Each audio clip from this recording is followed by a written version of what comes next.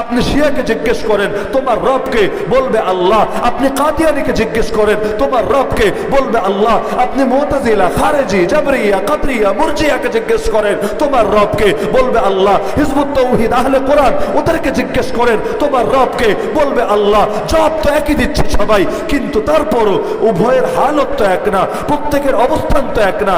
একদলকে বলতে হয় জান্নাতি, একদলকে বলতে হয় জাহান্নামী। কেন এই পার্থক্য?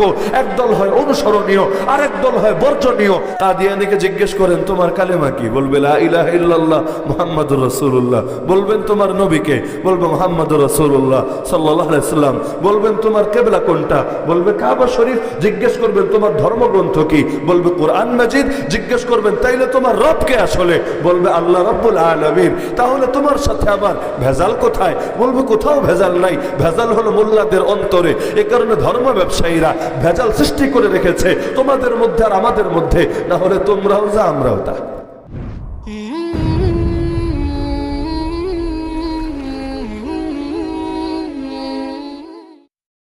সূরাতুল ফাতিহার মধ্যে আমরা জীবনে প্রতি নামাজে আল্লাহর কাছে একটা দোয়া করি, ইহদিনাস সিরাতাল মুস্তাকিম। আয় আল্লাহ আমাদেরকে সিরাতে মুস্তাকিমের উপর পরিচালিত করে। সিরাতে মুস্তাকিম মানে হলো সেই পথ যেই পথে না আছে বাড়াবাড়ি, না আছে ছাড়াছাড়ি। যেই পথ হলো বাড়াবাড়ি আর ছাড়াছাড়ির মাঝামাঝি, যেটাকে বাংলায় বলে ভারসাম্যপূর্ণ বা মধ্যপন্থী, সেটাকেই আরবিতে বলা যায় এক শব্দে মুস্তাকিম, সিরাতে মুস্তাকিম। আয় আল্লাহ আমাদেরকে মধ্যপন্থী পথ, ভারসাম্যপূর্ণ পথ দান করেন, যেই পথে চললে না বাড়াবাড়ি হবে আমাদের দ্বারা, না ছাড়াছাড়ি হবে আমাদের দ্বারা, বরং বাড়াবাড়ি আর ছাড়াছাড়ির মাঝামাঝি থেকে আমরা যাতে করে পৌঁছতে পারি আমাদের মঞ্জিলে মাকসুদ জান্নাতুল ফেরদাউসে, সেই তৌফিক দান করেন আমাদের প্রত্যেককে। এই দোয়াই আমরা করে ডেইলি নামাজে। এখন বাড়াবাড়ি বলে কাকে, মাঝামাঝি বলে কাকে, ছাড়াছাড়ি বলে কাকে? যেমন সূরাতুল বাকারার যে আয়াত, দ্বিতীয় পারার প্রথম পৃষ্ঠার আয়াত আমি খুতবায় পড়েছি, এখানেও আল্লাহ তাআলা এই জাতি উম্মতে মুহাম্মাদিয়া, মুহাম্মাদুর রাসূলুল্লাহ সাল্লাল্লাহু আলাইহি ওয়াসাল্লামের আনিত দিন গ্রহণ করেছে যেই উম্মত, তাদের বৈশিষ্ট্য আর পরিচয় উল্লেখ করছেন। ওয়া কাযালিকা জাআলনাকুম উম্মাতান ওয়াসাতা, আমি আল্লাহ তোমাদেরকে মধ্যপন্থী জাতি বানিয়েছি। আমাদের গুণ আল্লাহ বলছেন, আমাদের বৈশিষ্ট্য আল্লাহ বলছেন যে আমরা হচ্ছে মধ্যপন্থী জাতি। তো এই মধ্যপন্থী আসলে বলে কাকে, মধ্যপন্থী মানেটা কি? সব ক্ষেত্রে নিজের থেকে তিনটা অপশন বের করব। একটার নাম দিব বাড়াবাড়ি, একটার নাম দিব ছাড়াছাড়ি, একটার নাম দিব মাঝামাঝি। যদি এটা হয় মূলনীতি, তাহলে তো হকের উপরে থাকতে পারবো না। যেমন জমিনের মধ্যে একটার নাম ঈমান, একটার নাম কুফর, একটার নাম তাওহীদ, একটার নাম শিরিক, একটার নাম হক, একটার নাম বাতিল, একটার নাম রুহানিয়াত, আর একটার নাম জাহেলিয়াত। এগুলোর মাঝে কোনটারে বলবো বাড়াবাড়ি, কোনটারে বলবো ছাড়াছাড়ি, কোনটারে বলবো মাঝামাঝি? ঈমান আর কুফরের মাঝামাঝি আবার কি? হক আর বাতিলের মাঝামাঝি আবার কি? হক আর বাতিলের মধ্যে নিরপেক্ষতা চলে না। কেউ যদি আপনাকে এসে বলে আমি কাদিয়ানীও না আর আমি খতমে নবুয়তের আকীদায় বিশ্বাসীও না, আমি মাঝামাঝি, এই মাঝামাঝিটা আবার কি? এই মধ্যপন্থীটা আবার কোন ক্যাটাগরির মধ্যপন্থী? এরকম নিরপেক্ষতা তো ইসলামে অনুমোদিতই না। হয়তো তুমি আল্লাহর দল, না হলে তুমি শয়তানের দল। এখানে আমার মাঝামাঝি কি হবে? যে না, আমি হলাম গোলালু, আমি আল্লাহর পক্ষেও আছি, আমি ইবলিসের পক্ষেও আছি। তাকে রাজি রহে রহমান ভি, খুশ রহে শয়তান ভি। এটা কিভাবে সম্ভব? এরকম গোলালু যারা হয় তাদেরকে তো বলে মুনাফিক। মুনাফিকও তো শয়তানের দল, আল্লাহর দল তো আর না। তাহলে মধ্যপন্থী আবার কোন হালুয়া?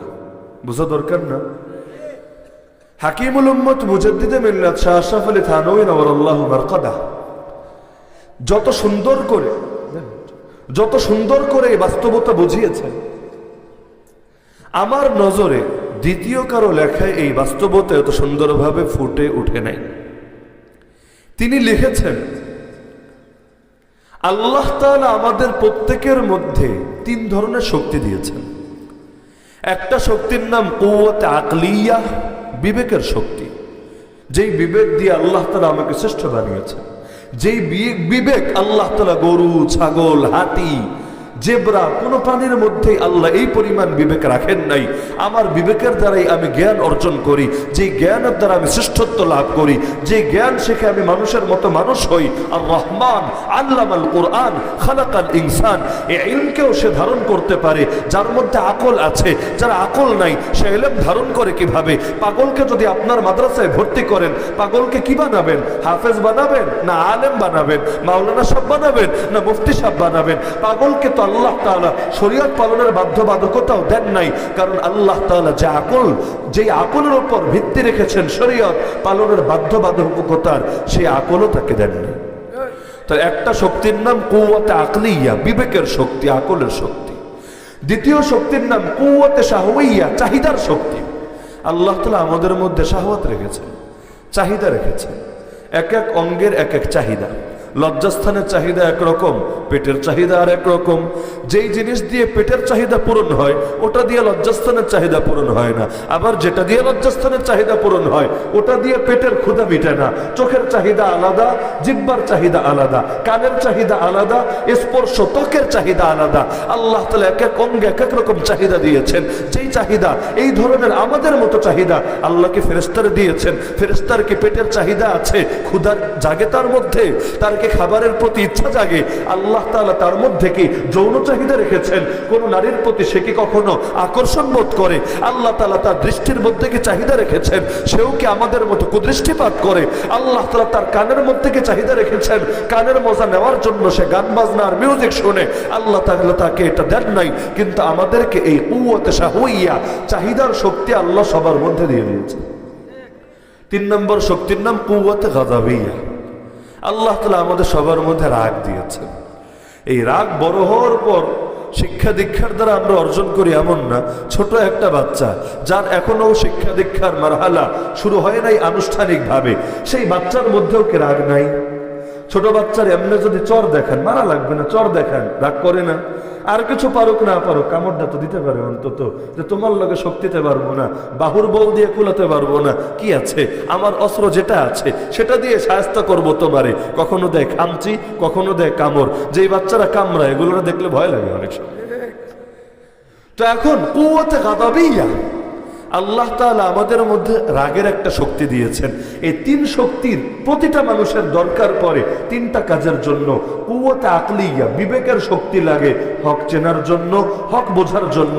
যদি আকল নাই থাকতো আমরা সহি ইসলাম চিনতাম কিভাবে? আরে আল্লাহর নবী জানিয়েছেন তার উম্মত ভাগ হয়ে যাবে এক দলে না 73 দলে, কিন্তু এর মধ্যে জাহান্নামী দল হবে 72টা, জান্নাতি দল হবে অনলি ওয়ান, সির্ফ একটা। তো এখন কোনটা 72 দল আর কোনটা সেই একমাত্র দল জান্নাতি দল, আলাদা করব কিভাবে? আলাদা করার জন্য আকল তো লাগবে। কারণ যে 72 দল আছে তারাও তো আল্লাহকে রব বলবে, মুহাম্মদ সাল্লাল্লাহু আলাইহি সাল্লামকে নবী বলবে, কাবাকে কিবলা বলবে, কোরআনকে ধর্মগ্রন্থ বলবে। তারপর বুঝবো কিভাবে আসলে তারা হকপন্থী না, আসলে তারা ভণ্ড? আপনি শিয়াকে জিজ্ঞেস করেন তোমার রবকে, বলবে আল্লাহ। আপনি কাদিয়ানীকে জিজ্ঞেস করেন তোমার রবকে, বলবে আল্লাহ। আপনি মুতাজিলা, খারেজি, জাবরিয়া, কাদরিয়া, মুরজিয়াকে জিজ্ঞেস করেন তোমার রবকে, বলবে আল্লাহ। হিজবুত তাওহীদ, আহলে কোরআন ওদেরকে জিজ্ঞেস করেন তোমার রবকে, বলবে আল্লাহ। জবাব তো একই দিচ্ছে সবাই, কিন্তু তারপরও উভয়ের হালত তো এক না, প্রত্যেকের অবস্থান তো এক না। একদলকে বলতে হয় জান্নাতি, একদলকে বলতে হয় জাহান্নামী। কেন এই পার্থক্য? একদল হয় অনুসরণীয় আর একদল হয় বর্জনীয়। এই পার্থক্য বুঝি কি দিয়ে? যে জিনিস দিয়ে বুঝি সেটার নামই আকল। নাইলে হকের ডিলার তো সবাই নিজেরা দাবি করে। কাদিয়ানীকে জিজ্ঞেস করেন তোমার কালেমা কি, বলবে লা ইলাহা ইল্লাল্লাহ মুহাম্মাদুর রাসূলুল্লাহ। বলবেন তোমার নবীকে, বলবে মুহাম্মাদুর রাসূলুল্লাহ সাল্লাল্লাহু আলাইহি সাল্লাম। বলবেন তোমার কিবলা কোনটা, বলবে কাবা শরীফ। জিজ্ঞেস করবেন তোমার ধর্মগ্রন্থ কি, বলবে কোরআন মাজিদ। জিজ্ঞেস করবেন তাইলে তোমার রব কে আসলে, বলবে আল্লাহ রাব্বুল আলামিন। তাহলে তোমার সাথে আমার ভেজাল কোথায়? বলবে কোথাও ভেজাল নাই, ভেজাল হলো মোল্লাদের অন্তরে। এ কারণে ধর্ম ব্যবসায়ীরা ভেজাল সৃষ্টি করে রেখেছে তোমাদের মধ্যে আর আমাদের মধ্যে। না হলে তোমরাও যা আমরাও তা, কি বলে না এগুলো? বলে না? তো এখন এই যে মুখের দাবি করতে তো টাকা লাগে না, দাবি তো সবাই করতে পারে। ল্যাংটা পেরো নিজের হকপন্থী দাবি করে। তো এখন দাবি তো জগৎ সবাই করে, কিন্তু কার দাবি হক কার দাবি বাতিল যেটা দিয়ে আমরা আলাদা করি সেটার নামে আকল। বেদাতিরা যে বেদাত করে সরল মনেই তো করে, আবেগ নিয়েই করে। কত পীরের মুরিদ এমন আছে সারাদিন গালিগালাজ করে কিন্তু বড় ইখলাসের সাথে সরল মনেই প্রতিটা গালি দেয়, কি নাই এমন? এত গালি দিতে পারে সুবহানাল্লাহ, সকাল থেকে সন্ধ্যা, সন্ধ্যা থেকে সকাল, কিন্তু দেয় কেন? খারাপ কারণে কিন্তু দেয় না, কারণ সে মনে করে আমি হকের ওপর আছি আর ও হকের বিরোধিতা করছে। যে হকের বিরোধিতা করে সে আবার মুমিন হয় কিভাবে? আর মুনাফিকের বিরোধিতা যদি না করতে পারি আমি আবার মুরিদ হইলাম কেন? তো এখন আকলের শক্তির দরকার আছে। আকল দিয়ে আমরা হক চিনি, আকল দিয়ে ঈমান বুঝি, আকল দিয়ে ইলম অর্জন করি। একইভাবে শাহওয়াত, চাহিদার দরকার আছে। শাহওয়াতের কারণেই আমরা জান্নাতের আমল করি, কারণ জান্নাতের উপর অন্তরে চাহিদা আছে। চাহিদা নাই কি? হুরের চাহিদা নাই? গিলমান দেখার চাহিদা নাই? জান্নাতের মদের নহর, সালসাবিল, জাঞ্জাবিল, রেশমের পোশাকের চাহিদা নাই?